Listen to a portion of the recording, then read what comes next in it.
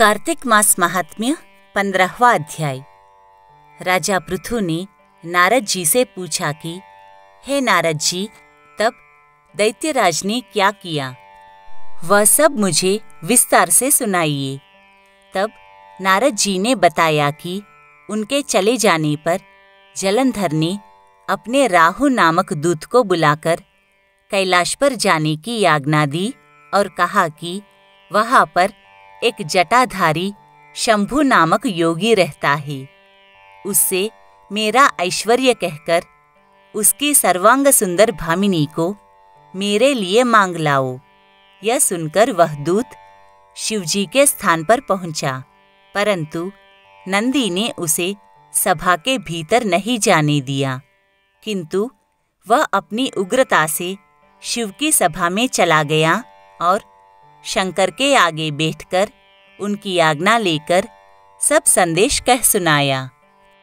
फिर तो राहु नामक दूत के ऐसा कहते ही भगवान शूलपाणी के आगे पृथ्वी फोड़कर एक शब्द वाला पुरुष प्रकट हो गया, जिसका सिंह के समान मुख था और जो कि मानो दूसरा नृसिंह था।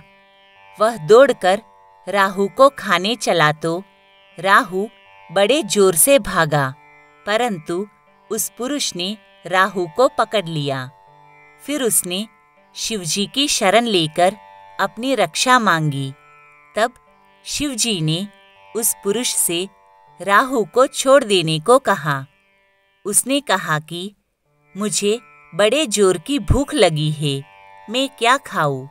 तब महेश्वर ने कहा कि यदि तुझे भूख लगी है तो शीघ्र ही अपने हाथ पैरों का मांस भक्षण कर ले।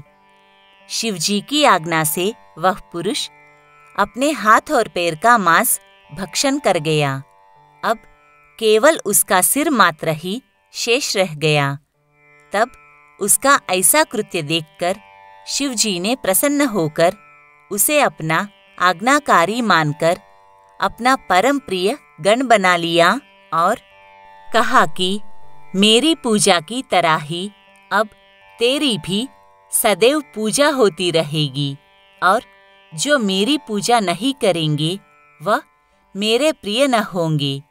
शिवजी से ऐसा वर पाकर उस पुरुष को बड़ी प्रसन्नता हुई।